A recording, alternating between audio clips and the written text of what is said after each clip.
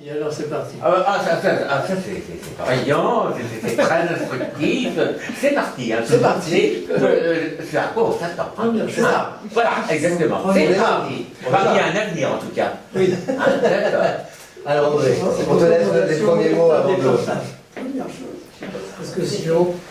Voilà. Et ensuite, alors, je vous présente, mais vous savez déjà, vous avez tous lu le programme, Alors, Gabriel et Michael. Voilà.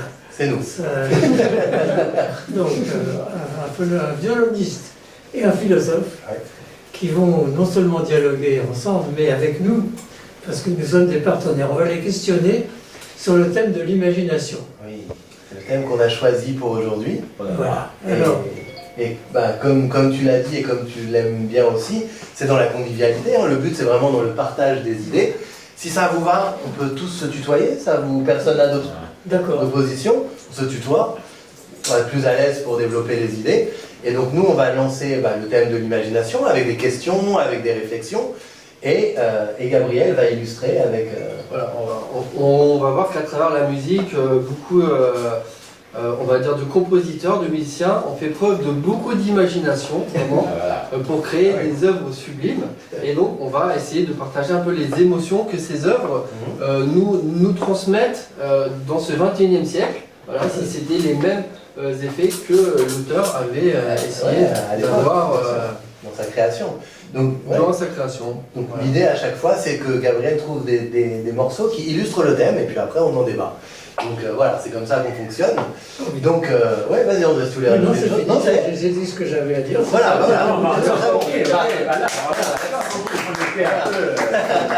voilà, installe-toi. Et même Lucie qui est là-bas pourra nous dire un mot, hein, pourra participer également. On l'espère. Et pareil pour Vincent qui capte le son. Alors moi je vous propose, voilà. Tu démarres déjà voilà. On va un petit peu changer. Parce que j'essaie de voir un nouveau concept. Là je vais vous interpréter une musique, voilà, qui est une valse. Hein. Bon, chacun connaît le rythme de la valse. Hein. Vous connaissez le rythme de la valse ou pas? Oui,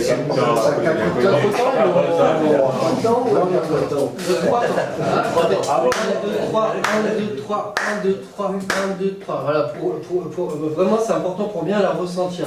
1, 2, 3, vous pouvez le faire, hein, regardez. 1, 2, 3,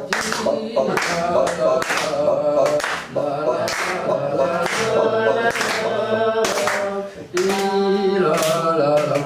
Donc ça c'est une œuvre que Shostakovich a écrite sous le règne de Staline. Malheureusement, pourquoi malheureusement? Parce que Staline ne voulait pas que ses musiciens écrivent en mode mineur. Voilà, c'était interdit. Hein. Il fallait que l'empire russe soit vraiment puissant et même à travers sa musique. Donc de la musique en mode majeur. Parce que vous connaissez la différence. Hein. On va prendre une gamme. Ça c'est mode majeur. Et ça c'est mode mineur. Hein. Vous voyez, c'est beaucoup plus tourmenté, beaucoup plus dramatique. Donc Staline, il ne voulait pas. Donc Shostakovich, il a essayé d'écrire une œuvre sans qu'elle soit ni mineure ni majeure, et voilà, en essayant de contourner le truc. Et donc ça rend quelque chose de tout à fait magnifique. Et voilà. J'espère que je suis bien. Pas mettre trop fort. Voilà, tu vois, j'avais pas éliminé ça. Ouais, 1, 2, 3, 1, 2, 3. Voilà, vous pouvez suivre comme ça toute la pulsation pendant toute cette belle valse. D'accord? Pam pam pam pam pam pam. C'est comme pour décorer, moi ça fait que 3 ans, je préfère pas m'y... Non, voilà. Quand même. Voilà, on va quand même essayer.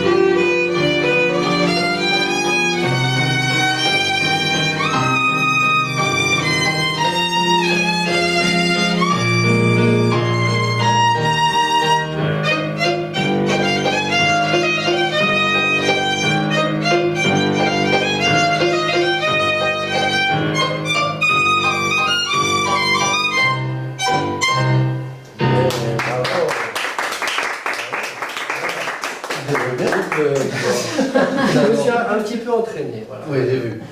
Alors que maintenant, tu peux demander un petit peu les émotions qui peuvent faire ressortir cette belle musique. Justement, j'ai remarqué que tu fermais les yeux pendant que tu jouais ce morceau. Ah ouais, vous, peut-être pas, je ne sais pas, mais la question derrière, c'est, avec la musique, est-ce qu'il y a de l'imagination? Est-ce qu'il y a des images, déjà? Est-ce que vous voyez des images? Déjà, les spectateurs... Très populaire. Très populaire. Très populaire? Oui. Ouais. Pourquoi? Dans quel sens tu dirais ça? C'est pas le cas, ça fait une balle populaire. Ah oui, on a l'impression d'y être. D'y être, voilà. Absolument. Alors que Shostakovich est très académique. Là, il s'est amusé énormément. Oui. Alors, est-ce que vous ressentez plutôt dans le mode mineur cette musique ou alors dans le mode majeur? Ah, tiens, bonne. Parce que moi, je trouve que le thème est vraiment assez profond, même un peu mélancolique. Oui, un mélange. C'est pas comme les valses de Vienne qui sont beaucoup plus enjouées. Là, je trouve qu'il a un peu plus. Voilà. Moi, je trouve qu'il a un peu essayé de masquer le mode mineur.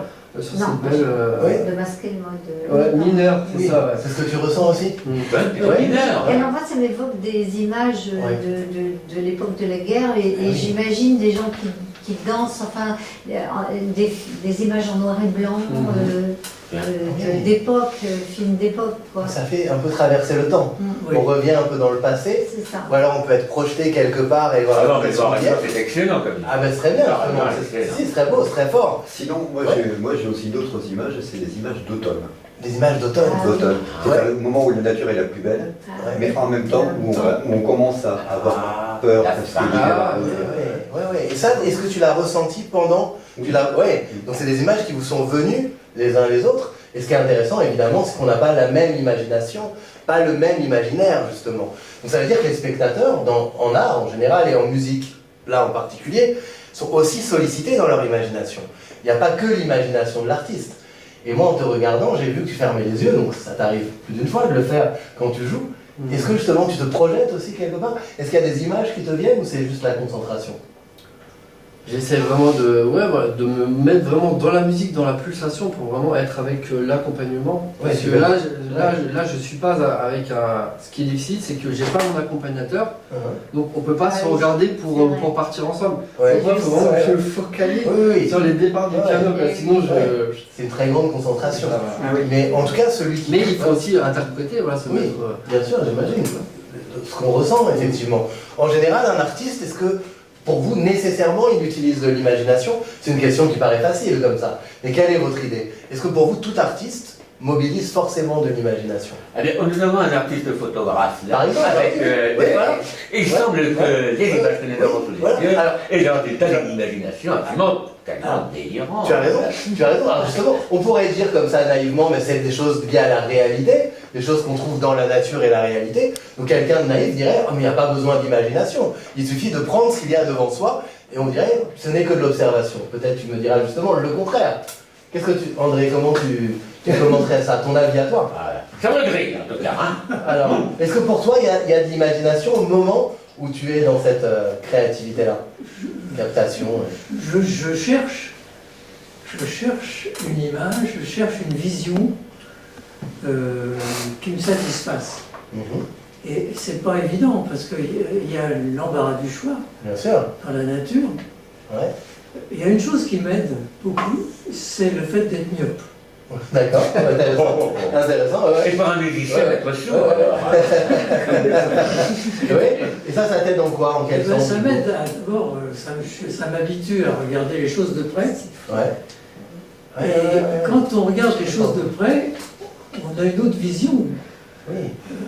Il y a beaucoup de choses là dans cette exposition qui sont des macro-photographies. Oui, tu as beaucoup zoomé sur les... Parce que j'ai pu faire parce que j'étais myope. Sinon, je n'aurais pas vu. Il y a des gens qui ont une bonne vue, ils voient l'infini comme ça, ils voient tout, c'est magnifique, mais ils ne voient pas le détail comme ça, comme moi. C'est une partie. J'ai un avantage. Finalement. J'ai un inconvénient aussi, mais... Oui, mais ça devient un avantage. Oui, moi j'en tire avantage. Maintenant, par bonheur, j'ai des prothèses. D'accord, oui. Et grâce à ça, je vois l'infini aussi, mais le fait d'être myope m'a aidé dans ma démarche photographique. Et c'est entre guillemets une singularité, bon, tu partages d'autres sont myopes évidemment dans la vie, mais en tout cas ça t'aide dans ta recherche, dans ta manière d'observer. Et tu as dit image et vision justement. D'ailleurs, imagination en latin, c'est l'image, la vision déjà justement. C'est précisément ça. Et est-ce que ça veut dire, juste j'en profite, que tu cherches quand même une image? Est-ce que tu cherches quelque chose? Ou est-ce que simplement ça t'apparaît comme ça soudainement? Non, est-ce qu'il y a je cherche quelque chose. Je cherche une harmonie. Oui. Alors, soit dans les couleurs, soit dans la lumière, soit dans un reflet, quelque chose qui s'organise bien. Parce que j'ai un format d'image. En l'occurrence, c'est le 24-36, c'est-à-dire 2 tiers, 2 sur 3, le rapport 2 sur 3. C'est pas le nombre d'or, mais c'est pas loin. Et c'est dans ce cadre-là que je cherche quelque chose qui s'organise bien là-dedans. Oui. Donc, j'ai mes contraintes, mais en même temps, j'ai un champ de possible infini. Bien sûr, bien sûr. Alors, la nature, le monde. C'est là-dedans que je me débrouille, que je cherche, je trouve. Alors, j'ai 2 catégories d'images dans ma collection, dans ma photothèque, comme on dit. Il y a ce que j'appelle des essais. Il y a des quantités d'essais, mais qui ne me satisfont pas complètement. Et ce que j'ai choisi, là, dans ça, c'est un extrait de mes essais. D'accord, très bien. Parce que j'ai beaucoup d'essais, j'en ai 10 000. Mais dans ce que tu dis, André, moi je vois aussi une sensibilité dans ce que tu dis, la technique, l'observation, l'imagination, une quête de perfection par moment, peut-être une recherche d'un idéal par moment. Est-ce que pour vous, l'imagination a un lien avec cet idéal ou avec cette quête de perfection pour chacun d'entre nous dans l'existence et dans les arts que l'on peut avoir ou que l'on peut mener? Est-ce que vous avez l'impression que notre idéal, nos idéaux, dans la vie de tous les jours, dans la vie, et notre imagination, il y a un lien? Comment vous voyez les choses? N'hésitez pas, c'est à nous de nous risquer un peu dans les idées. Je te vois en train de réfléchir. Qu'est-ce que tu as envie de dire? J'ai envie de dire que moi je suis trop perfectionniste, donc ça me gêne beaucoup, ça me bloque. Parce que justement, je me laisse pas assez aller. Ça, c'est mon problème. Avec la créativité, parce que bon, je dessine depuis un certain temps et je copie trop, je me laisse pas aller à ce que je... Donc cette perfection, tout d'un coup, elle a des exigences, elle a des attentes, et en même temps, il y a cette imagination qui va avec. Mais l'imagination, il semblerait qu'elle aille quand même avec un élan de liberté. L'imagination, c'est quand même la liberté. C'est se libérer de quelque chose par l'imagination. On se libère de la réalité. Vas-y. Non, mais je pense qu'il y a aussi parfois, il y a un peu d'imagination, un petit pourcentage, et puis après il peut y avoir un travail derrière aussi. Ah oui, évidemment, non, c'est certain. Il y a un travail, il y a de la technique, il y a une quête qui est plus vaste encore. Mais l'imagination, ce que j'ai envie de montrer pour le moment, ou de réfléchir avec vous sur l'idée qu'elle est très présente, mais elle est présente dans nos vies aussi, de tous les jours, justement. Souvent, moi, quand j'en parlais à mes élèves de terminale au lycée, et que je leur parlais de l'imagination et de leur utilisation, beaucoup disaient non, on n'a pas forcément d'imagination. Déjà, en réserve, on en a, je pense. Voilà, toi, tu penses qu'on en a tout le temps? Oui, je pense franchement qu'on en a tout le temps, et on va, justement, cette exigence de perfection, moi je pense pas qu'elle bride l'imagination, parce que l'imagination peut déborder, et quelque chose qu'on essaye de faire parfaitement, et puis paf, il y a un truc qui se passe, qui est soit une erreur technique, soit quelque chose qu'on n'avait pas vu, et que par exemple André voit tout d'un coup, dans des choses comme les joncs, là, ou je sais pas quoi, les herbes qui sont là, tout d'un coup il voit un cadrage, on dirait un tableau abstrait, absolument, là, et il voit les reflets, et les reflets qui vont faire quelque chose, mais c'est grâce à son imagination qu'il peut le capter. Il y a tout un monde imaginaire que l'on porte en soi, justement. On le porte tous, on a tous. C'est une faculté, l'imagination en premier lieu. C'est une faculté que nous avons tous.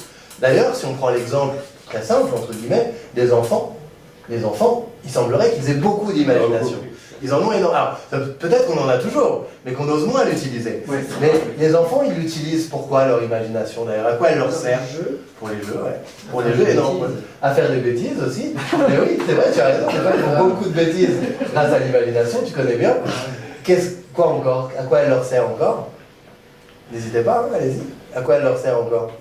Les jeux, vous avez dit, les rêves, à faire quelque chose aussi. Voilà. Projet, ouais. Déjà ça aussi, pour faire des projets, pour se lancer dans l'aventure et dans l'action, ça nous concerne aussi. Les adultes, imaginer sa vie, tu as raison. Un enfant peut commencer à imaginer son futur. Il peut s'imaginer dans un métier, il peut s'imaginer dans une activité, il peut changer d'imaginaire d'un jour à l'autre ou d'un mois à l'autre. Il imagine énormément. Et aussi, il se raconte des histoires. Il peut réinventer le monde. Il veut réinventer le monde. Et notamment cette question, mais pourquoi y a-t-il quelque chose et pas rien? Oui, c'est la question lévnicienne, mais effectivement. Pourquoi il y a quelque chose plutôt que rien? Ah non, mais je me souviens. Oui, alors toi, quand tu étais enfant. Ah, exactement. Bravo. Et je m'étais également beaucoup de questions en voyant tous les avions qui passaient, etc. Est-ce qu'il y aura encore suffisamment d'air? Économe à la lettre, c'était il y a 80 ans, ça. Donc ça leur sert aux enfants, comme tu le laisses entendre, à poser des grandes questions. Exactement, et des vraies questions. Et surtout, la vérité quand même, des enfants, dit-on, même grâce à l'imagination, ils dérangent beaucoup dans les adultes. Ils nous surprennent. Mais là, ça notre petit confort, notre truc quotidien, notre routine, etc. Bien sûr. Heureusement, ils nous écoutent. C'est vrai, ils sortent de la routine, ils nous impressionnent par ce biais-là. Et en tout cas, il semblerait que ça participe à leur bonheur. Ça ne veut pas dire que tous les enfants sont heureux, ça ne veut pas dire qu'ils le sont tout le temps, mais qu'en tout cas, ça peut participer à leur bonheur. Est-ce que vous pensez vous-même que l'imagination en général participe au bonheur? Au nôtre aussi, quand on l'utilise? Qu'elle nous est vraiment bénéfique, qu'elle peut nous l'être. Pas tout le temps, on va en parler. Mais qu'elle peut être bénéfique, qu'elle peut participer au bonheur, qu'elle peut nous nourrir véritablement. Mais alors nous, une fois qu'on devient adulte, pourquoi beaucoup vont dire « moi, j'ai plus d'imagination » Pourquoi beaucoup vont dire « moi, je ne sais pas dessiner, pourquoi tu me demandes de dessiner quelque chose ?» Même comme dans Le Petit Prince, d'ailleurs. Voilà. Peut-être qu'on est trop dans le réel, dans le travail, dans le... Ah oui, tout d'un coup, c'est le travail. Enfin, on est emmené dans le réel, dans la famille, dans le... Voilà, tas de choses comme ça, et on laisse moins la place à l'imagination. Oui, parce qu'on est dans le réel, dans la famille, tu as dit le travail. Les conventions. Les conventions. Ouais. On rentre dans des conventions, des contraintes, des codes de société. Donc ça veut dire qu'on n'ose plus alors. C'est ça. On n'ose plus. Voilà. Il y a une peur. On est tout d'un coup un peu trop sérieux, ou en tout cas pas tout le monde évidemment, mais tout d'un coup comme s'il y avait cette tendance à brimer notre imagination, parce que c'est sérieux, mais en même temps, pour inventer une vie de famille, pour choisir son métier, pour le rendre plus attrayant, il semblerait qu'on ait besoin d'imagination. Ça nous aide. Même voilà, dans la vie de famille, on peut en avoir, justement. D'autant plus s'il y a des enfants, et même sans. Dans la vie amoureuse, il semblerait que ce soit important. On a besoin de l'imagination dans l'existence. Il semblerait qu'elle nous serve véritablement. Et donc on en a tous, en réalité. Et on en fait quoi la plupart du temps, vous diriez? Quand est-ce qu'on l'utilise quand même? Quand est-elle performante? Quand est-elle performante? Ça, c'est la question. Mais c'est la question, je répète la question de l'autre là. Ah oui, tu veux la poser. Quand est-elle performante? Voilà, oui. Ah, donc elle aurait une exigence de performance, tu dirais? Non, c'est question, je répète la question. Je la transforme. C'est très intéressant de redire sous d'autres termes une question ou une réponse d'ailleurs. Moi, ça me plaît bien. Alors, performante, est-ce que l'imagination est performante? Est-ce qu'elle ne peut servir qu'à la performance? Oui, est-elle performante entre autres choses? Oui, est-ce qu'elle est performante? Oui, parce qu'elle peut nous pousser à faire des choses auxquelles on n'avait pas pensé. Ouais. Tout d'un coup, elle nous amène ailleurs, justement. Elle nous amène aussi à l'action. Elle nous amène à faire des choses. Elle peut avoir une performance ou être performative, justement. Préparer une action future. Donc c'est un carburant pour la vie, c'est du carburant, ce qui permet d'avancer, d'agir. C'est ça, c'est un carburant. Si on n'a pas d'imagination, on ne bouge pas, on reste sur place. C'est ça, c'est qu'elle nous sert vraiment à envisager l'action. Parce que souvent, on la présente plutôt comme quelque chose qui est lié à la rêverie, qui est lié à l'évasion, qui est lié à l'échappatoire. Tout d'un coup, je suis un rêveur et j'imagine. Et je pars ailleurs, et peut-être même, on va dire, il est rêveur, donc après, il n'est plus confronté à la réalité, ou ne sait plus s'y confronter après. Comme si c'était donc tout d'un coup un piège. Comme certains artistes, on se demande où ils vont, là. On peut imaginer, on peut penser ainsi. On peut penser à l'Albatros de Baudelaire aussi, par exemple. Voilà. On dit souvent parfois Pourquoi d'artistes, il manque d'imagination. L'albatros qui tout d'un coup se retrouve sur le pont, hein, incapable de voler. Incapable de voler, mais dans les nuées, il est le roi. Ah. Tu voulais dire quelque chose? Non, Non, j'ai cru. Non, c'est vrai? D'accord. Oui, oui. En tout cas, on pourrait penser ça. L'imagination, ça ouvre. Ça ouvre. Alors que le reste, des fois, de la vie, vous referme les choses. C'est ça. Donc, c'est l'inverse. Oui, Ça ouvre, tu l'as dit tout à l'heure, André, le champ des possibles. Ça ouvre le champ des possibles et ça nous permet, en fait, aussi d'agir, de changer les choses et de transformer la réalité. Alors, j'ai une question, quand même, en parle d'imagination. Oui, oui. Mais d'où vient-elle? D'où vient-elle? Bonne question. C'est une bonne question. D'où vient-elle? D'où elle vient, effectivement. D'où elle vient, cette faculté que nous avons? Où on va puiser pour notre imagination? On puise dans quoi? Dans quoi on puise, justement? Ouais. Est-ce que ça sort du néant, diraient certains philosophes? Est-ce que ça surgit du néant? Ça surgit d'où, notre imagination? Voilà, ce qu'on a vu quand même dans l'art, dans les voyages, dans les souvenirs. C'est ça. Il faut le vécu. Il faut du vécu, il faut expérimenter. C'est la transformation du vécu. C'est la transformation du vécu. On le compose, on le recompose autrement. C'est très important. Pas seulement. Pas seulement, ben. De l'intérieur, de notre âme, de notre inconscient. Ouais, ça va puiser dans l'inconscient, dans l'âme, dans quelque chose qui nous dépasse véritablement. Quelque chose qui nous dépasse, parce que ça nous relie l'univers. Oui, ça nous relie, bien sûr. Et même, pourquoi pas, du transgénérationnel, pourquoi pas des choses au-delà, des choses qui nous dépassent en tout cas, parce qu'en général, quand on crée une œuvre, si on parle des artistes, et pas que, ou de notre art à nous, à chacun, quand on s'amuse aussi, des fois on ne sait pas d'où ça vient. Et donc ça peut se relier à l'inspiration. Mais on ne sait pas forcément d'où ça vient, d'où est sortie l'imagination, pourquoi elle nous a amenés là. On sait qu'elle a un peu de lien avec le vécu, avec l'inconscient collectif, et avec des choses qui nous dépassent, qui peuvent être spirituelles. Si on lit Carl Gustav Jung, il va nous amener vers des choses ancestrales et vers des choses qui nous dépassent de loin, justement. Et c'est ça qui est un peu merveilleux, parce qu'on s'étonne de soi-même, et on s'étonne de ce qu'on est en train de créer. C'est l'inspiration et c'est la création, justement. En même temps, certains philosophes empiristes, vous savez, qui misent tout sur l'expérience, comme David Hume et d'autres, vont écrire ou dire qu'on ne peut imaginer qu'à partir de ce qu'on a vu.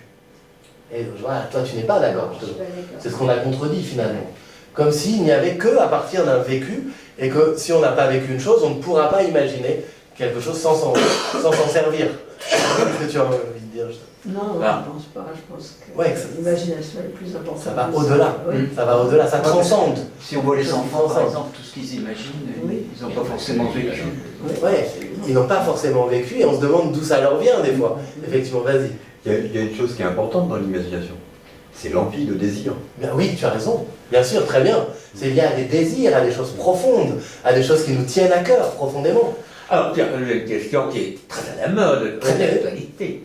L'intelligence artificielle a-t-elle de l'imagination? Alors, oui, alors, bonne question intéressante, question très intéressante.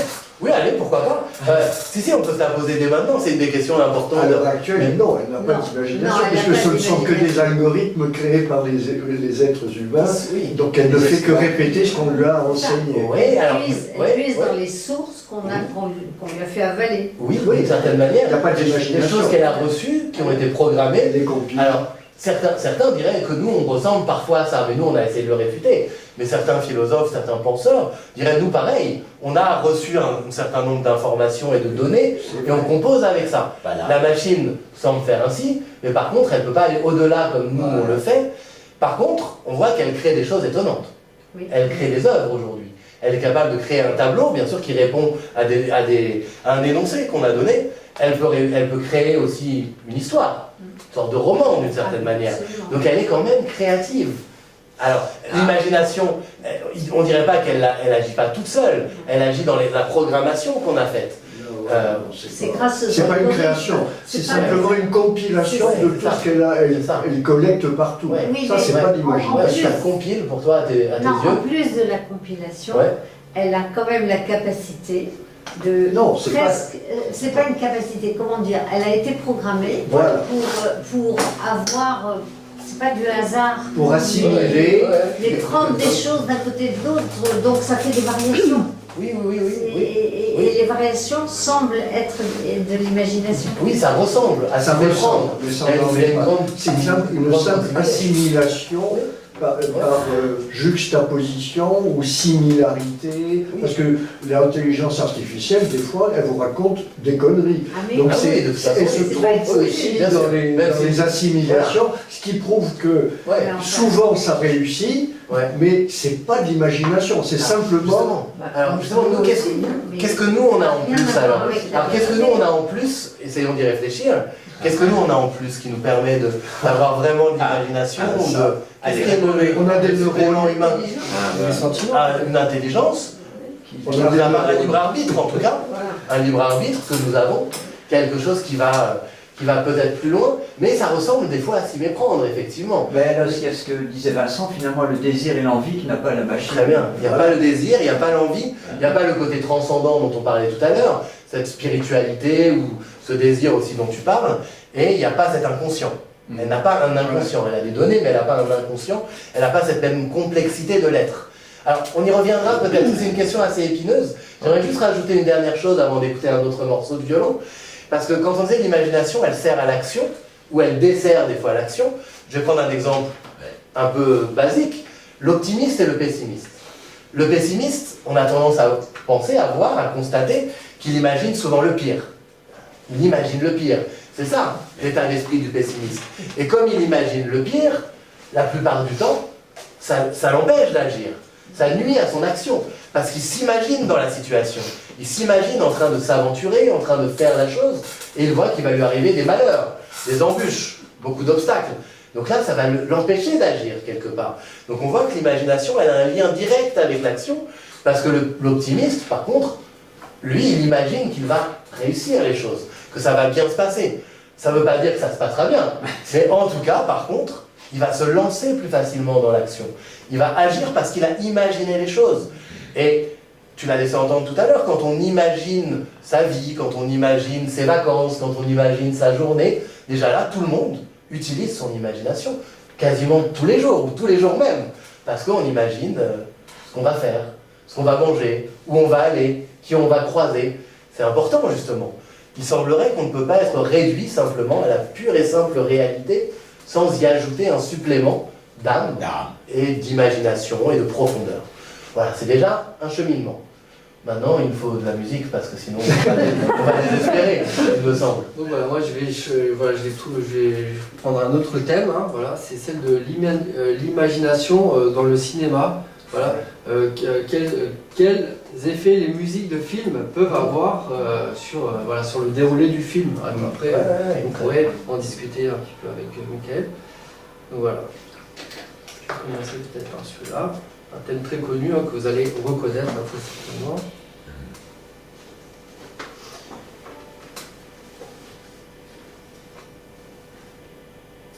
C'est une musique de Nino Rota. Vous l'avez déjà? Vous pouvez même la siffloter avant si vous voulez.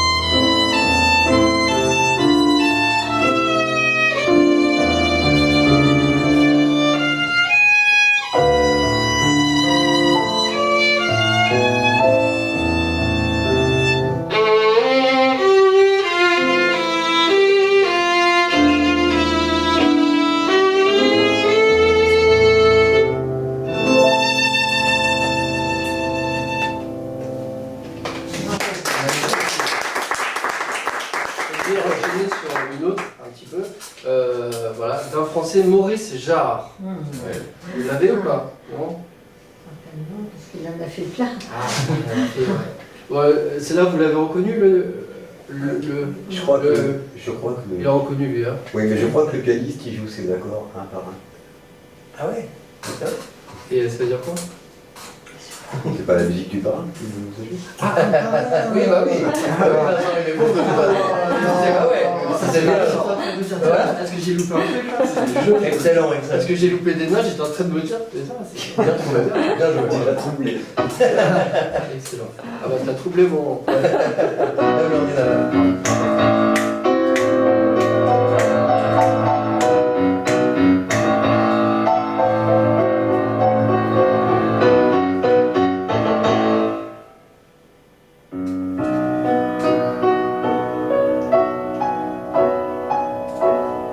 Tu l'as celui-là? Non, pas encore? Avec un jeu de mots. Ah oui.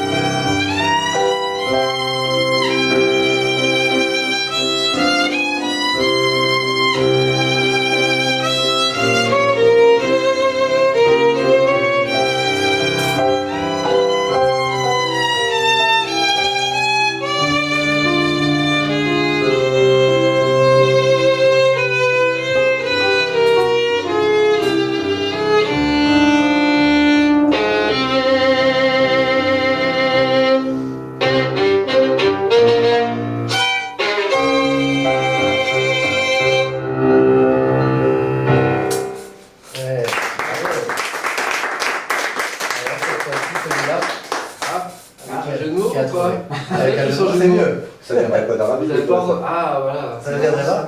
On a reconnu un peu toutes ces grandes steppes, ces grands déserts. Hein, c'est bon. Ouais. Voilà. T'as pas besoin de en vrai. Ça, c'est vraiment quand le caméraman faisait les gros plans sur l'infini désert, on entendait cette musique vraiment qui nous amène à l'imagination. Et oui. Je sais pas si c'est le cas pour le philosophe. Ah bah ouais, mais je me dis déjà que la musique, quand on l'écoute, celle du film, celle des deux films que tu nous as fait écouter, on a à nouveau des images qui nous reviennent.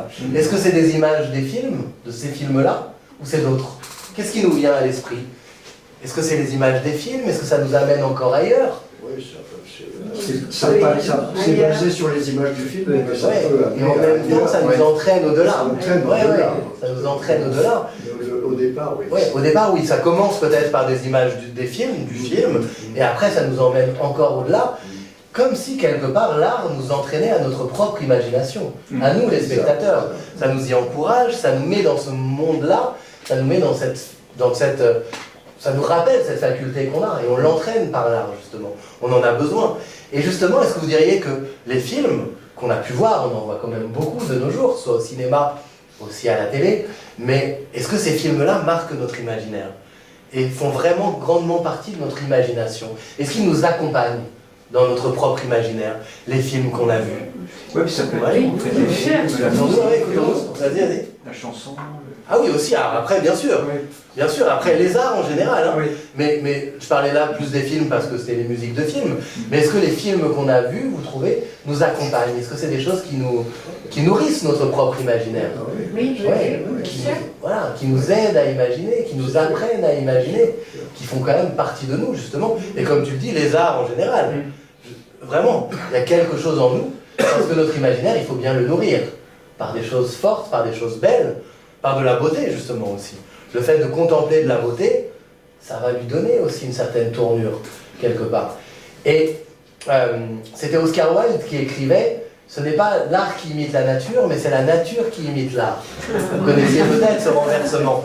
C'est une manière de dire, il prenait l'exemple de Turner, et il disait « Quand on voit Turner, quand on voit ensuite un coucher de soleil, on a l'impression de voir Turner. » Vous voyez? Et voilà, ça renverse un peu l'ordre des choses. Tout d'un coup, ça nous apprend aussi à observer, pas seulement à imaginer, et donc ça fait partie de notre monde, ça nous enrichit justement, c'est très important. Donc toutes ces images, elles nous nourrissent. Et en même temps, notre imagination qui a besoin d'images, elle a besoin aussi de liberté, et elle a besoin d'ennui parfois, l'imagination. Est-ce que vous êtes d'accord avec cette idée-là? Oui. Parfois, il faut s'ennuyer un peu pour trouver un peu cette imagination, pour aller puiser en elle. Pourquoi l'ennui peut jouer un rôle majeur à vos yeux? Surtout à notre époque, finalement, où on est entraîné parfois dans des vitesses, on passe d'une activité à l'autre et on ne prend plus le temps de se poser, de s'ennuyer, finalement. Bien sûr, on est dans la vitesse, l'accélération, et puis on est envahi d'images, de tellement d'images, justement. Donc on pourrait dire, ah ben on a tant d'images, donc maintenant on a encore plus d'imagination. On a peut-être plus d'images en réserve, mais on a aussi, par le monde virtuel et les réseaux sociaux, beaucoup d'images violentes. Pas que, hein. Il y a aussi plein de belles choses qu'on peut contempler, qu'on peut choisir, mais certains se font envahir par des images quand même un peu violentes ou un petit peu, triviales, etc. Donc notre imaginaire, finalement, c'est quelque chose qu'on aurait peut-être à travailler. On a souvent l'impression que c'est quelque chose qui se fait en nous, sans qu'on ait à le consulter ou agir, comme si c'était passif. Alors que l'imagination, c'est quand même actif, c'est une chose en nous, il y a nos désirs aussi, tu l'as très bien dit, et en même temps, c'est quelque chose qui semblerait qui se travaille en réalité. Mais on n'en a pas vraiment conscience la plupart du temps. On a l'impression que l'imagination se fait, mais que c'est pas nous qui l'orientons. C'est pour ça qu'on disait un homme cultivé, parce qu'il cultivait son imagination. Il cultive peut-être son imagination, c'est ça. Est-ce qu'on a un pouvoir sur elle? Est-ce qu'on a une action sur elle, un pouvoir d'action sur elle? Est-ce qu'on peut faire quelque chose d'elle? Ou est-ce que c'est elle qui décide? Non, oui, non. C'est notre volonté quand même. Il y a notre volonté? Ah ouais? Il y a la manière dont on la cultive et on l'oriente. Choisir les livres, choisir... Voilà. Vous disiez le beau, souvent il arrive de l'extérieur. C'est ça, c'est ça. Quand on contemple... Tu as raison, on choisit, on sélectionne. Bien sûr. Quand on voyage, quand on se balade, quand on flâne, quand on va voir de l'art, quand on voit nos amis, quand on voit des choses qui nous touchent, ça nourrit notre imagination. Et ça donne des images en réserve, quelque part. Et donc après, on peut recréer autrement. Même si, d'un autre côté, c'est pas si simple, l'imagination, elle est là aussi pour compenser les choses difficiles. Quand on vit des moments atroces, quand on est dans, je sais pas, quelqu'un qui serait emprisonné, ou quelqu'un qui vit la guerre, ou quelqu'un qui vit des choses horribles, il aura encore plus besoin d'imagination par moment pour s'évader, pour compenser. Justement parce qu'il vit des choses terribles. Mais il va peut-être puiser dans ses jeunes années heureuses, ou dans des souvenirs heureux, et il va composer avec ça pour s'extraire d'une réalité, des fois, qui le fait souffrir. Donc l'imagination, elle a vraiment beaucoup de dimensions et beaucoup de rôles, mais c'est quelque chose, il semblerait qu'on aurait à davantage s'approprier, et pas à la laisser simplement passive, mais en prendre un peu plus conscience, qu'elle nous appartient et qu'on a quelque chose, quelque part, à en faire. Tu voulais rajouter quelque chose avant que... Non, je croyais que tu voulais dire, Lucie, quelque chose. Mais Lucie, oui, on n'entend pas Lucie. Non. C'est vague. Alors, si je prends l'exemple des rêves, dans les rêves, quel rôle joue l'imagination? Ah ben là, personne n'en sait rien. Ah, ouais, rien du tout. Rien du tout. C'est vrai. Tu dirais que là, pour le coup, on peut être que sceptique. Ah oui, et ne pas savoir que c'est un l'inconscient qui peut travailler, je pense, comme ça. Donc ça serait l'inconscient qui bosse. Ouais, pourquoi pas, certainement en grande partie. Qu'est-ce qui se passe dans les rêves par rapport à l'imagination? Quelle idée vous avez? Complètement différent. C'est différent. En tout cas, on imagine des choses. Ah oui. Oui, des choses des fois liées à notre vécu, des fois des choses qui nous dépassent, et des choses inconscientes. On sent bien que c'est lié à notre profondeur, à nos désirs refoulés, dirait Freud aussi. Voilà, ça va chercher vraiment loin, et là, en même temps, c'est pas nous qui décidons nos rêves. Ah, et non. On aimerait bien les programmer. Ou les retrouver quand c'était oui. sympa, on se réveille, on aimerait continuer. Oui, on aimerait bien des fois le poursuivre, qu'ils s'introduisent dans la réalité, qu'ils soient vraiment là. Alors, est-ce qu'ils vont colorer notre réalité par contre? Est-ce que ce qu'on a rêvé, ce dont on a rêvé, va colorer un peu notre réalité après? On s'est réveillé de certains rêves. Est-ce que ça va changer notre journée? Oui, oui. Ouais. Pour ma part, pas du tout. Mais c'est personnel. Hein. Oui, oui, bien sûr, c'est subjectif. Mais ça peut le faire. C'est-à-dire que c'est possible. Ça peut avoir un impact sur notre émotion, sur notre état d'âme, sur notre vision du monde. Et puis, il y a certaines personnes qui croient en leurs rêves, d'une certaine manière. Il y a des rêves prémonitoires d'un côté, mais d'autres qui croient en leurs rêves, c'est-à-dire qui veulent que la rêverie et les rêves s'inscrivent dans la réalité. Si on prend l'exemple de Don Quichotte, quand même, celui-là est pétri d'imagination, justement. Est-ce qu'elle lui sert ou est-ce qu'elle le dessert? Comment vous le voyez, selon votre point de vue? Le dessert. Tu trouves qu'elle le dessert, finalement, son imagination? Pourquoi elle le dessert, tu dirais? Parce qu'il rêve de choses absolument impossibles à côté de la réalité. Alors, au départ, il rêve d'être chevalier. Oui, mais il faut voir de quelle chevalerie il a hérité avec son canasson complètement maigre et son équipier qui est ridicule. Mais surtout, il se bat, comme on dit toujours, qu'il se bat contre les mots Voilà, donc tout est dans l'imaginaire, il est à côté de la réalité. Ça lui joue des tours. Ça lui joue des tours. Ça lui joue des tours, ça n'empêche pas d'agir. Ça n'empêche pas d'agir. Voilà. Bien sûr, il agit énormément. Moi, je dirais oui et non. Voilà, il y a deux aspects. Ça le sert et ça le dessert. Parce que, comment dire, il attaque des moulins, on va se moquer de lui parce qu'il attaque des moulins. Sauf qu'il a le mérite d'attaquer. Absolument. Oui, bien sûr. Et comparé aux gens qui sont passifs et qui ne font rien, qui n'osent pas, qui... bah non, je peux pas. De toute façon, la réalité, elle est comme ça, et de toute façon, j'irai pas plus loin. C'est ça, le sens. Il va contre son démarrer, on s'en fiche du reste. Bien sûr, lui, il y va, et quelque part, dans le roman, ça le rend quand même plutôt heureux à des moments donnés, joyeux. Il est quand même dans une forme parfois de béatitude, il est emporté, il y croit, il arrive à faire croire aux autres qu'il est un chevalier. Alors parfois, il est ridicule, mais parfois, il devient plausible. Et même Sancho Panza, par moments, se dit peut-être que c'est vraiment un chevalier. Donc il se prête au jeu. Et si vous vous rappelez le roman, à la fin, quand il renonce, finalement, et bien là, c'est là où il dépérit quelque part. Parce qu'il perd cet imaginaire. Lui, il croit vraiment en ses rêves et il veut les mettre en pratique. C'est quelque chose qui est possible. Alors lui, c'est à l'extrême, c'est un personnage. Voilà. Mais dans la vie, on peut croire ardemment en ses rêves. On peut croire qu'on va devenir cinéaste, on peut croire qu'on va devenir musicien, on peut en rêver. Et on peut tout faire pour le réaliser. Et on peut échouer. Tu as raison. Mais des fois, le fait d'en avoir rêvé, d'avoir essayé, ça peut être très intéressant. C'est Gilles Deleuze qui reprenait, je ne sais pas s'il reprenait Proust, je ne sais plus qui le reprenait, mais il écrivait la différence entre un bon et un mauvais rêveur. Après, c'est critiquable. Il disait que c'est que le bon rêveur va toujours voir dans la réalité si c'est bien là ou pas. Peut-être que ça n'y est pas, mais il va quand même essayer d'aller vérifier. Il y a un rapport à l'expérience. Donc nos rêves et notre imaginaire peuvent nous conduire, des fois très loin, peuvent nous conduire en Amérique alors qu'on croyait que c'était les Indes, peuvent nous conduire dans plein d'endroits, on peut se tromper, mais on peut faire des découvertes majeures. Donc finalement, l'imaginaire nous porte loin, et nous porte vraiment vers des actions quelque part. C'est ça parfois, c'est vrai que il y a des gens qui vont se servir de leur imagination pour faire des choses très bien, dans des associations, dans des...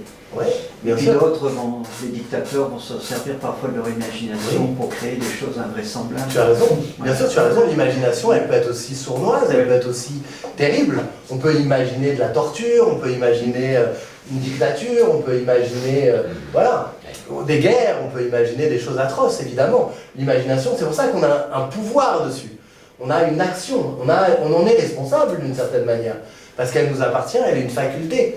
Par contre, elle peut aussi des fois prendre le dessus. C'est possible ça, Oui. que l'imagination prenne le dessus sur la personne, que c'est elle La qui se met à rationalité contrôler de la personne. Oui, elle Le dessus sur la rationalité. Très bien, tu as tout à fait raison. Très bien. Elle prend le dessus sur la rationalité. Très bien, bonne précision, elle l'emporte sur la rationalité. C'est possible. Et là, c'est une forme de folie. Dans la psychose, c'est ce qui se produit justement. Je crois. Tu pourrais valider ça. C'est que dans la psychose, tout d'un coup, notre imagination, notre imaginaire devient la réalité. On croit que c'est la réalité, on ne fait plus la part des choses. Et là, elle a pris le dessus sur la rationalité, sur notre raison. Et là, vraiment, elle devient maître à bord, justement. La maîtresse du logis, ou la fée du logis, ou je ne sais pas. Mais en tout cas, elle devient, comme dirait Pascal, maîtresse d'erreur et de fausseté. Et elle vient vraiment nous tromper. Donc des fois, l'imagination peut nous tromper. Elle est à double tranchant, donc tout dépend ce qu'on en fait et ce qu'elle fait de nous quelquefois, justement. C'est ça aussi qui est important. Alors j'ai pas mal de choses encore à évoquer, mais je ne sais pas, est-ce que toi tu as envie de jouer quelque chose? Oui, moi Et après je proposerai d'autres directions. On pourrait dire que les rêves, c'est un peu l'IA, l'intelligence artificielle de nos neurones. À méditer, à méditer. On entend et on méditera dessus. Pourquoi pas? Moi j'ai terminé avec une belle œuvre tzigane. Voilà. Qui nous vient de. Amen. Non. Ça, c'est une autre. On se prépare. Attendez, il faut que je la retrouve. On imagine des choses et c'est d'autres qui apparaissent. ouais, Je ne peux pas toujours savoir. Il y a, je sais pas beaucoup d'imagination quand même. Lui il en a. Lui il en a beaucoup, il va nous surprendre. Voilà.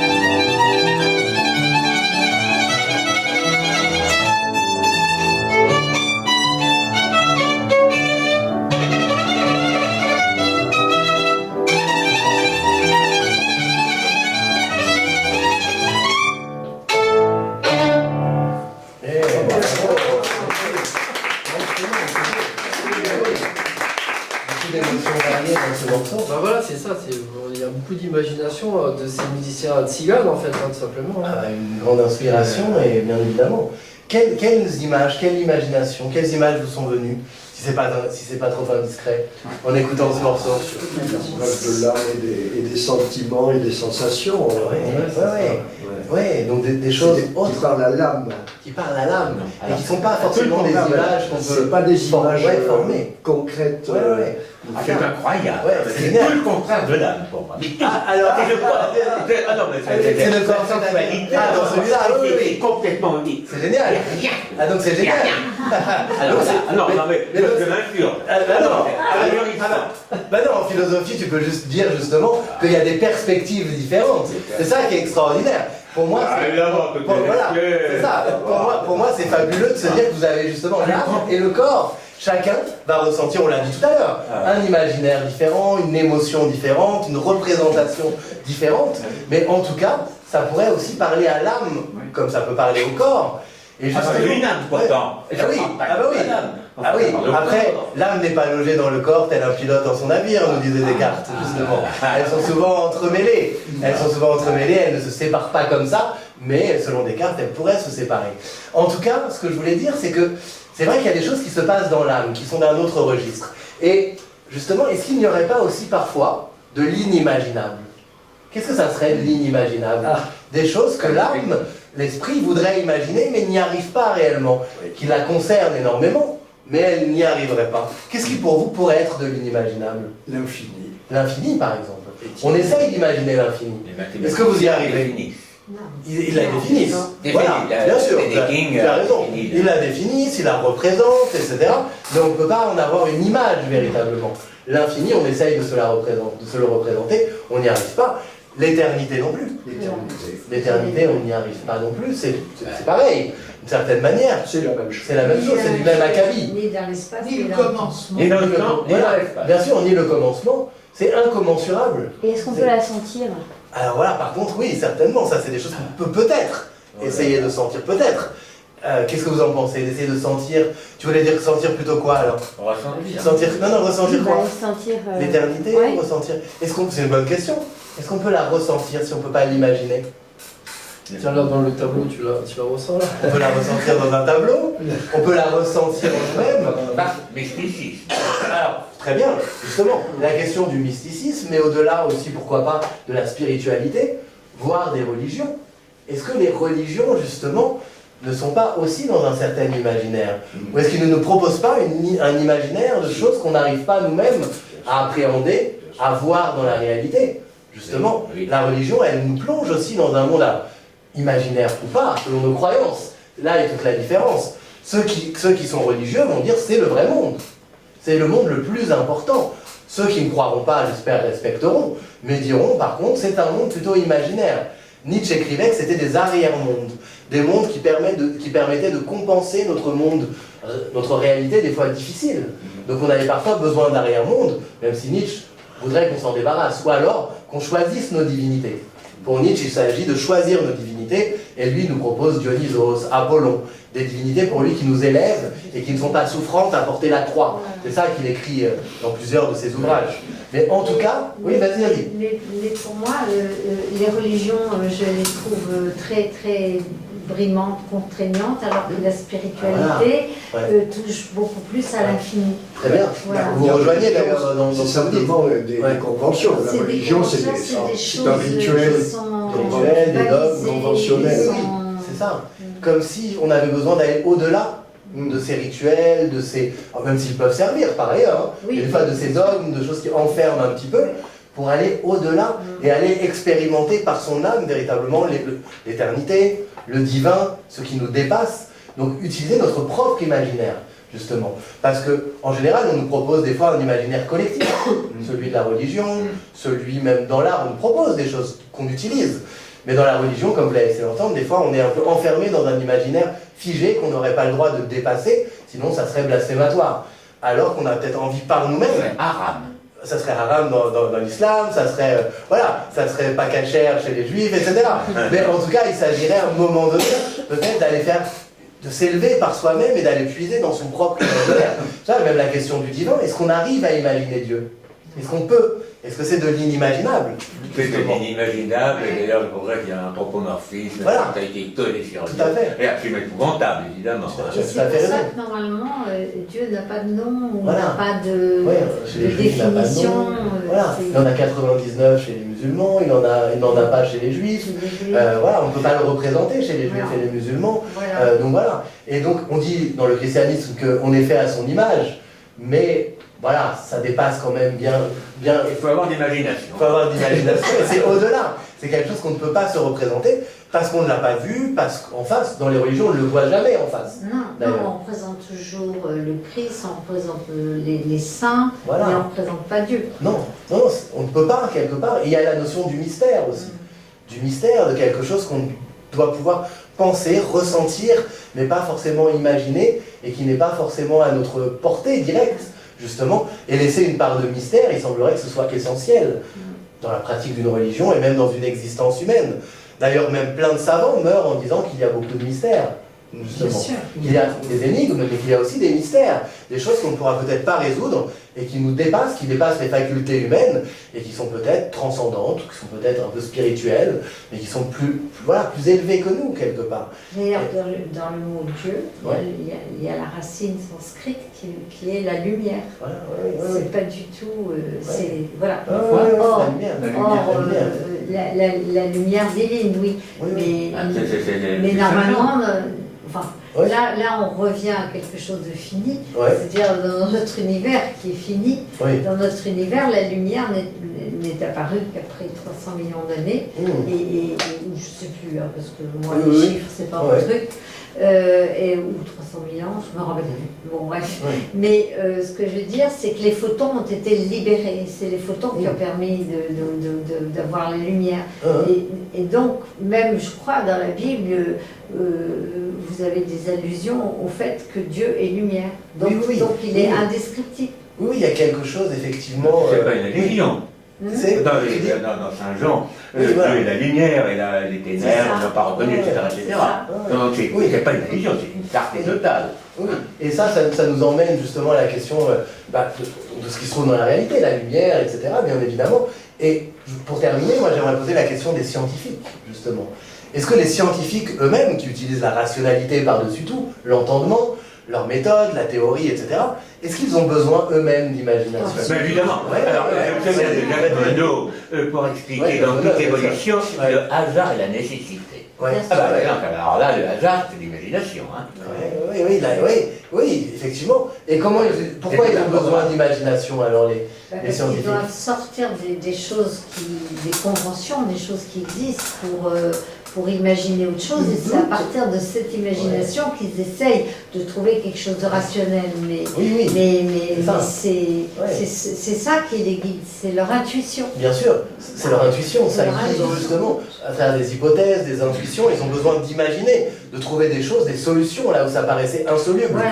Où il y aurait en philosophie, on appelle ça des apories, des impasses. On ne trouve rien. Et il faut imaginer quelque chose d'autre, parfois d'original, de très créatif. Il y a de la créativité chez les grands scientifiques, justement. Ils imaginent des choses, et pareil, des fois ils se demandent d'où vient l'idée, comme dans l'inspiration.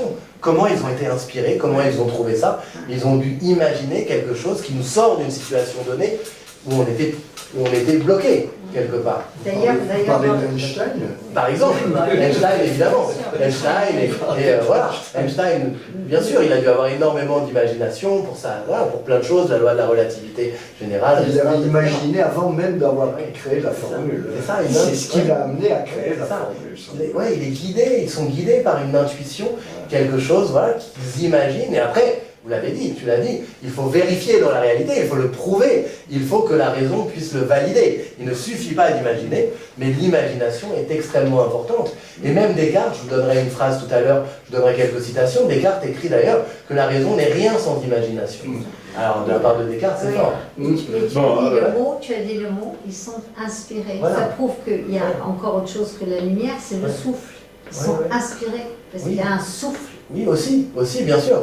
Il y a quelque chose dans notre vitalité, dans le vivant. D'ailleurs, ça poserait la question, est-ce que vous pensez que tous les êtres vivants imaginent? C'est une question un peu difficile. Alors les animaux, déjà, est-ce qu'ils imaginent? Oui. Les animaux, il semblerait quand même. Il semblerait qu'ils imaginent. Qu'ils imaginent leur proie, leurs prédateurs, qu'ils rêvent aussi d'ailleurs. Voilà, ils rêvent, on le voit bien. Quand on a un animal Les domestique. chiens qui courent alors qu'ils sont allongés. C'est ça. Il leur arrive plein de choses. Ils ont certainement un monde imaginaire. Ils n'en font pas forcément la même chose que nous, mais ils en ont. Est-ce qu'on peut penser que les plantes en ont? C'est une question comme ça, des philosophes qu'on peut se poser. Est-ce que les plantes auraient de l'imagination? Qu'est-ce que vous en pensez? On ne sait pas véritablement. Mais quelle est votre idée là-dessus? Oui, parce qu'on dit qu'il y a certaines plantes sentent que les girafes arrivent, donc se mettent à faire des toxiques pour qu'elles ne mangent pas les arbustes. Elles ont des sensations en tout cas. D'un arbre à l'autre, il y a une communication. Elles communiquent. Donc ils communiquent quand il y a du danger. Elles communiquent, elles ont des sensations, elles ont peut-être une forme d'intelligence quelque part. Après, l'imagination, peut-être qu'elles ont imaginé leur défense, peut-être. On ne sait pas en réalité. Alors après, il y a peut-être des spécialistes dans le domaine qui en savent plus que nous, mais en tout cas, on n'est pas sûr. Par exemple, les fruits, au départ, ils avaient des gros pépins parce que c'était leur défense, parce que c'était du poison, les pépins. Et c'est parce qu'au fur et à mesure des cultures, on a fait évoluer les fruits et les pépins sont devenus tout petits et assez inoffensifs. Oui. Alors après, mais au départ, c'était pour pas être mangé. Oui. Après, d'où ça vient? Est-ce que c'est l'imagination des plantes? Est-ce que c'est l'instinct? Est-ce que c'est la survie simplement, la théorie de l'évolution, etc. C'est vrai qu'on a du mal à prêter réellement une imagination aux sciences, mais nous, on peut imaginer qu'elles en ont. Nous, on est capable de l'imaginer en tant qu'humain, même si on peut imaginer des choses fausses aussi, et on peut imaginer des choses qui nous amènent ailleurs. On va faire trop d'anthropomorphisme. Voilà, c'est ça, tu as raison, bien sûr. Ma dernière question, la toute dernière, ça sera, est-ce que on pourrait avoir intérêt à vivre dans notre monde imaginaire? À vivre surtout dedans, essentiellement dedans. Est-ce qu'on pourrait, est-ce qu'on pourrait préférer vivre dans notre monde imaginaire? Préférer, mais c'est après ils ne le choisissent pas en général, même si quelque part, ils sont entraînés là-dedans. C'est risqué. C'est risqué de vivre que dans le monde imaginaire. Est-ce que c'est tentant? Oui, c'est tentant. D'être dedans, de s'y confondre, de s'y... On s'isole du monde parce qu'on ne peut plus communiquer. Il y a un risque. Il y a un risque après, effectivement, de revenir à la réalité, de ne plus être prêt. Effectivement, si on ne vit que dedans. Maintenant, vas-y. Moi, quand j'étais gamin, on m'envoyait au lit le soir, et à un moment, c'était un moment de bonheur parce que j'étais tout seul dans ma chambre. Personne ne me parlait, et là je commençais à me faire mes films, à m'imaginer des histoires, des trucs inimaginables. J'avais appris le matin à l'école que du déclin allait exister. Allez, c'est bon, j'allais faire la guerre avec du déclin. Le lendemain, j'avais appris qu'il y avait un chercheur qui avait été prix Nobel et qui avait découvert quelque chose d'important pour l'humanité. Allez, je devenais chercheur. Et je me faisais mes films. C'est-à-dire que j'écrivais le scénario dans ma petite tête avant de m'endormir. Oui, c'est important.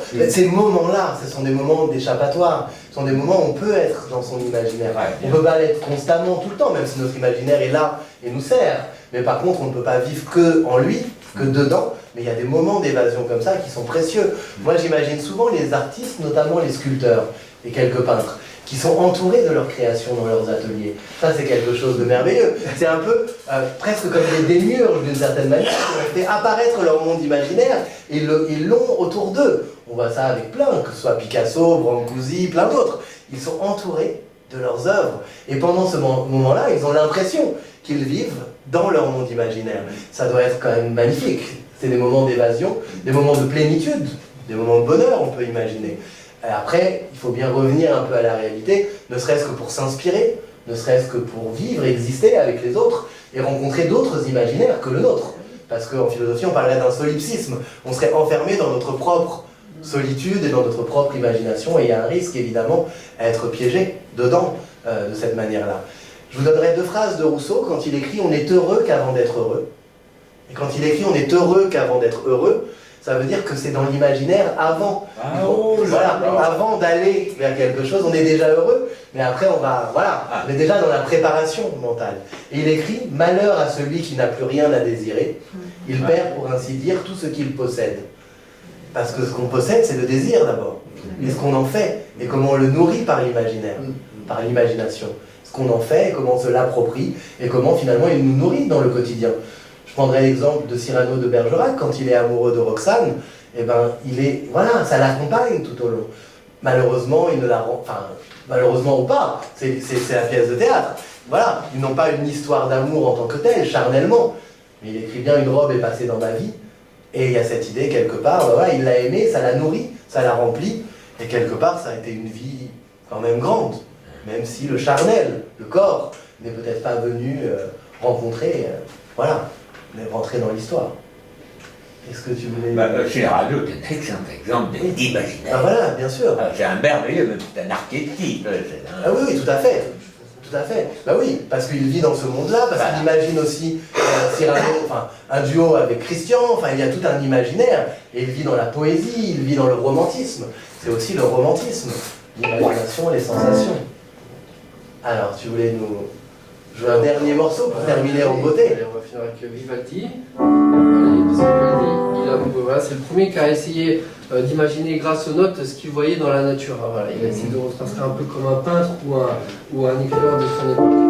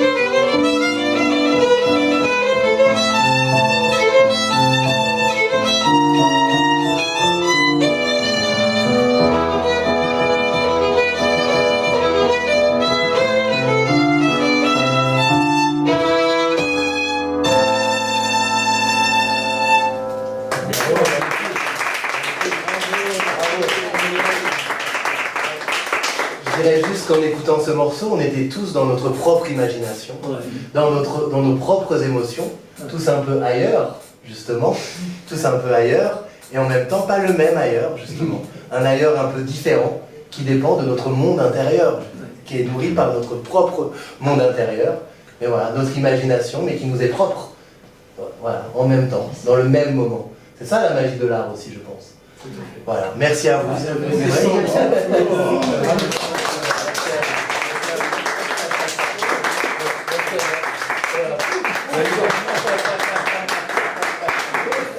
Je vais faire passer le chapeau pour...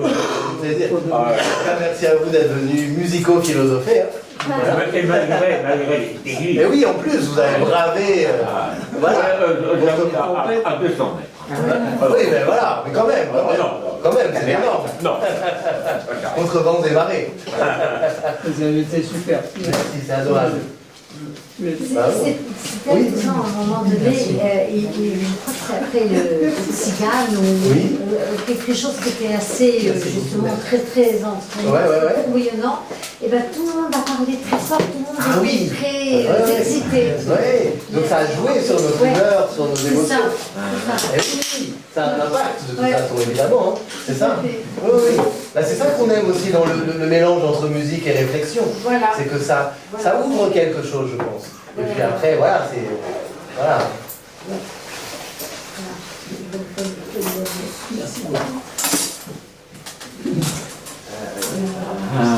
Bon, en tout cas, ça vous a inspiré les réflexions les uns des autres.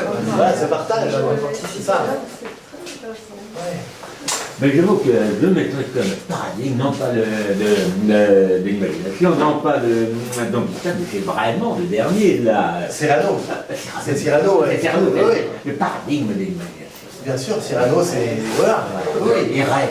Ah oui, bien sûr. Après, il rêve dans la réalité, non, bien sûr. pas dans son lit. Oui, c'est vrai. Après, Don Quichotte aussi. Moi, Don Quichotte, j'aime énormément ce personnage. Qui vraiment, voilà, croit en... Voilà. André, alors toi, je crois que tu voulais nous parler aussi des œuvres, non? Il me semble, enfin bon, voilà, je ne sais pas. Ah ben, je peux répondre à des questions s'il y a des questions qui se posent. Hein. Mais non, on attend ton lyrisme. Ah voilà. Voilà. De la poésie pour accompagner ces œuvres qui sont pleines déjà. Mais si je peux répondre à des questions... Aïe. Moi, je vous propose, mais c'est...